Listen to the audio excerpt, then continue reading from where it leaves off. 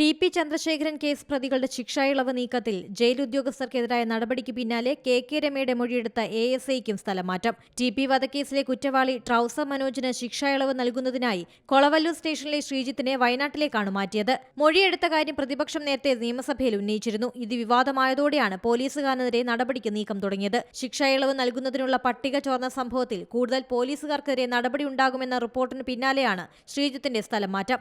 List ചോർന്ന സംഭവത്തിൽ പാനൂർ, ചൊക്ലി സ്റ്റേഷനുകളിലെ CPOമാരായ പ്രവീൺ, ഷാജു എന്നിവരെ Koothuparamba ACP കഴിഞ്ഞ ദിവസം ചോദ്യം ചെയ്തിരുന്നു.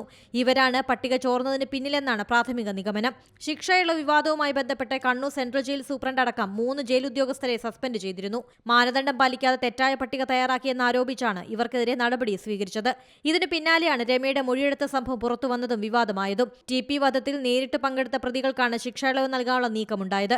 20 വർഷം വരെ ഈ പ്രതികൾക്ക് ശിക്ഷായിളവ് നൽകരുതെന്ന ഹൈക്കോടതി വിധി നിൽക്കവെയായിരുന്നു വഴിവിട്ട നീക്കത്തിന് പിണറായി സർക്കാർ ശ്രമിച്ചത്. റിപ്പോർട്ട് പുറത്തുവന്നതോടെ ഇത് വൻ വിവാദമാവുകയായിരുന്നു. ഉദ്യോഗസ്ഥരെ ബലിയാടാക്കി മുഖം രക്ഷിക്കാനുള്ള ശ്രമമാണ് സർക്കാർ നടത്തുന്നതെന്ന ആക്ഷേപം പ്രതിപക്ഷം ഉയർത്തുന്നുണ്ട്. News desk C Malayalam news. പുതിയ വാർത്തകളും വിശേഷങ്ങളും ഇനി വിരൽ തുമ്പിൽ.